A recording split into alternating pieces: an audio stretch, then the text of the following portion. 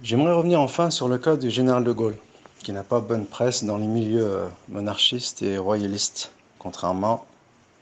à Pétain, au maréchal Pétain. Après, on peut discuter les arguments des uns et des autres,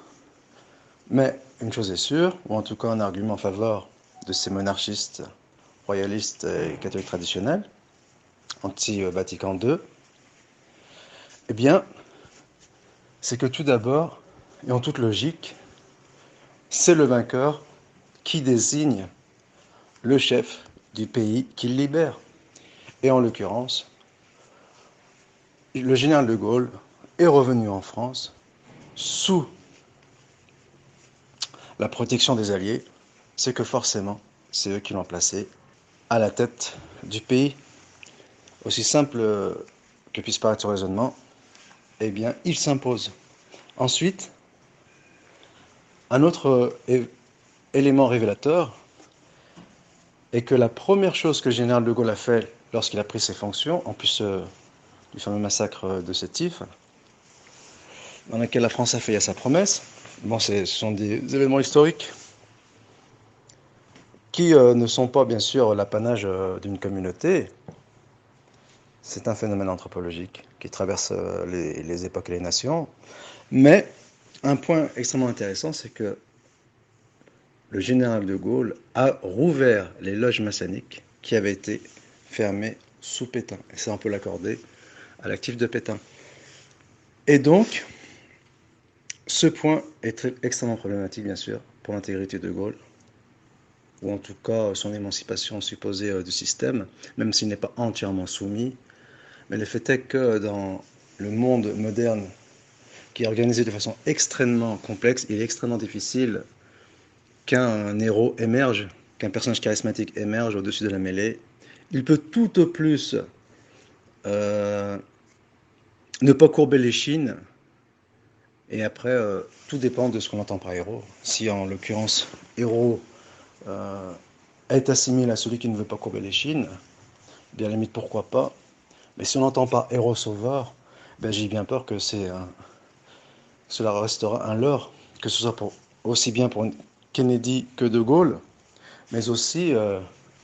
cette trinité érigée en héros, qui est composée de trois hypostases que sont Trump, Poutine et Raoult, qui bien aussi charismatiques soient-ils, eh bien, ils ne sont pas les sauveurs. Et d'ailleurs, ils ne sont pas les sauveurs tant attendus. Et d'ailleurs, cela trahit une certaine pathologie qui, en cas de crise,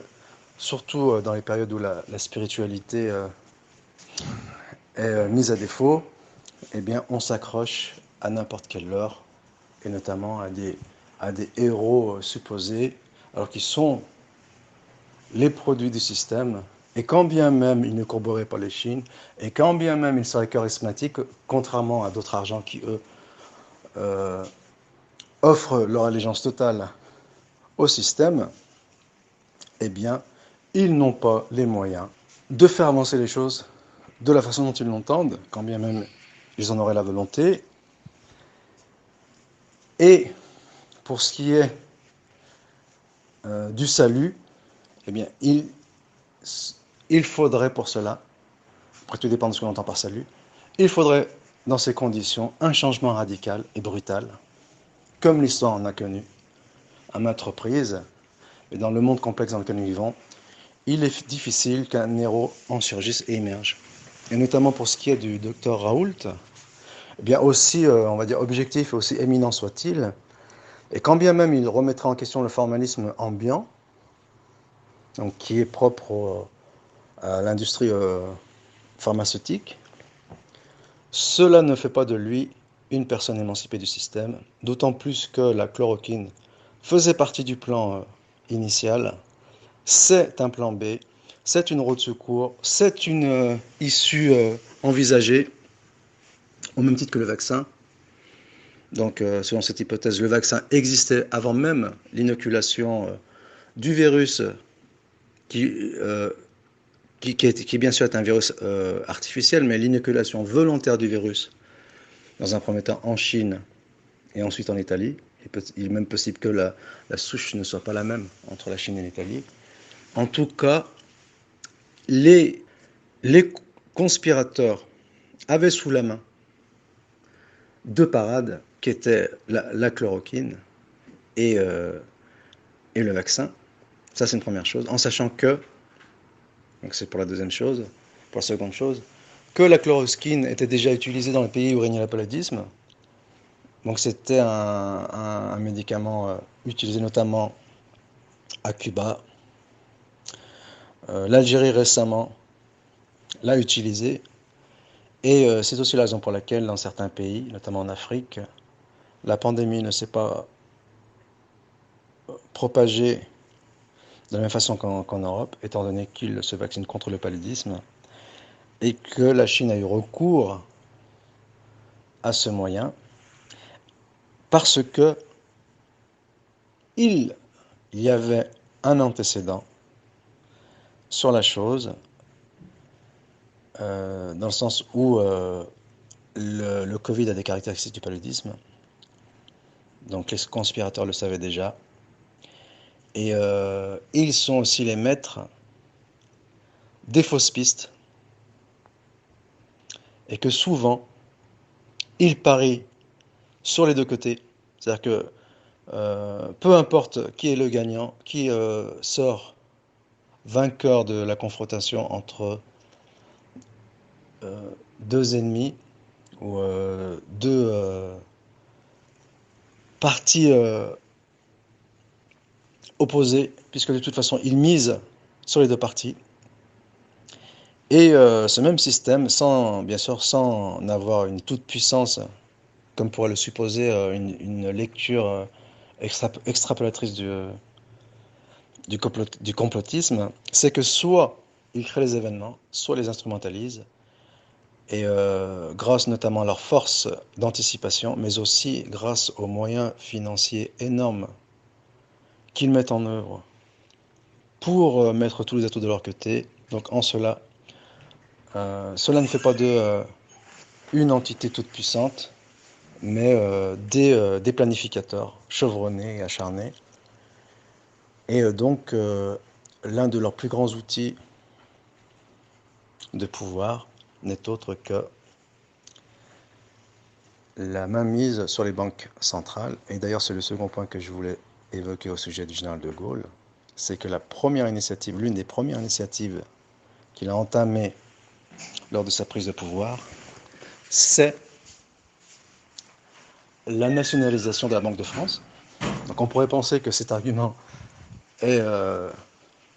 en faveur de ceux qui érigent le général de Gaulle en antisystème, mais le fait est que la même année, en 1945, l'Angleterre, elle prend exactement la même initiative.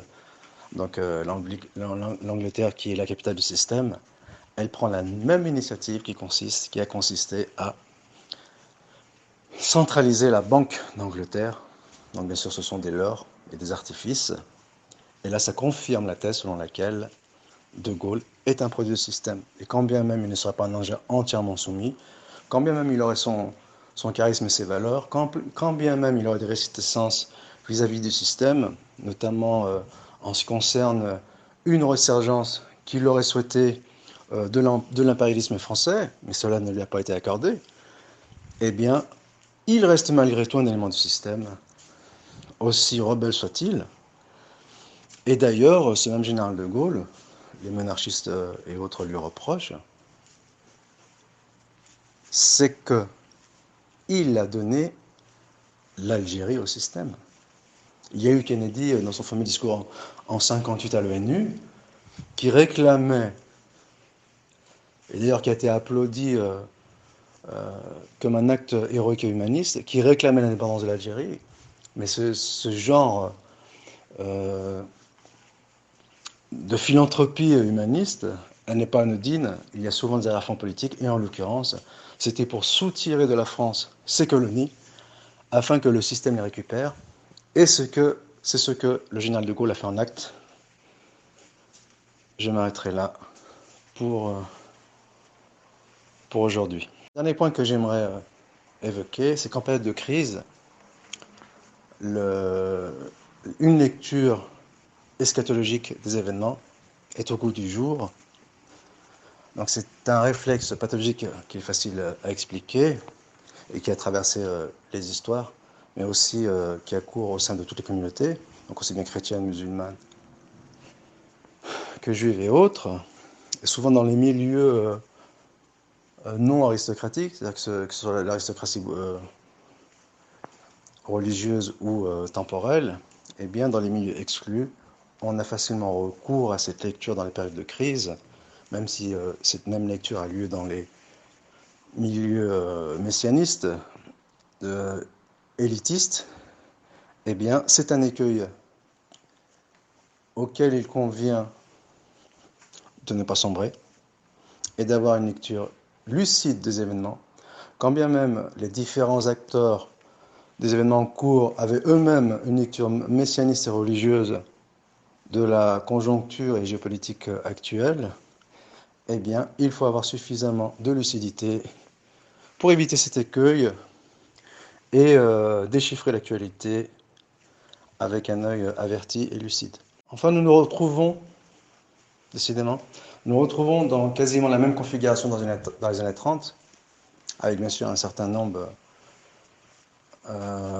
de différences qui sont notables et palpables, qui nous fait dire, ou qui sans faire de prophétie, nous amène à deviner qu'actuellement, outre la crise qui est passée sous le couvert comme exactement comme dans les années 30, d'une catastrophe naturelle qu'est la pandémie, eh bien, il y a des mesures en faveur des banques, donc c'est des mesures de dilapidation des richesses, notamment de la classe moyenne des différentes sociétés, en faveur des banques. Et ensuite, il devrait y avoir, pour déboucher, donc pour mieux faire diriger ces monopoles des banques aux sociétés, cela devrait déboucher sur l'établissement des dictatures, avec une militarisation à outrance. Donc on se retrouve dans la même configuration d'avant-guerre, 14-18 et 14-45 et 1939-45, une militarisation à outrance, le dépouillement de la classe moyenne, donc une crise économique profonde, avec l'instigation d'un dictateur en vue de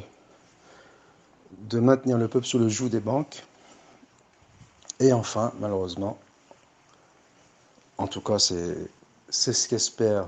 l'élite dominante, cela devrait déboucher sur une guerre mondiale, la troisième, qui elle déboucherait sur l'installation d'une gouvernance mondiale. Dans ce schéma, comme annoncé par Attali, les États-Unis s'effondreraient en 2030, donc c'est la fameuse vision 2030, en tant que superpuissance pour devenir une super république et envisager aux alentours des années 2040 une guerre mondiale. Et bien sûr, entre-temps, un certain nombre d'événements délitaires. Et ensuite, aux alentours de 2060, selon les vœux de Jacques Attali,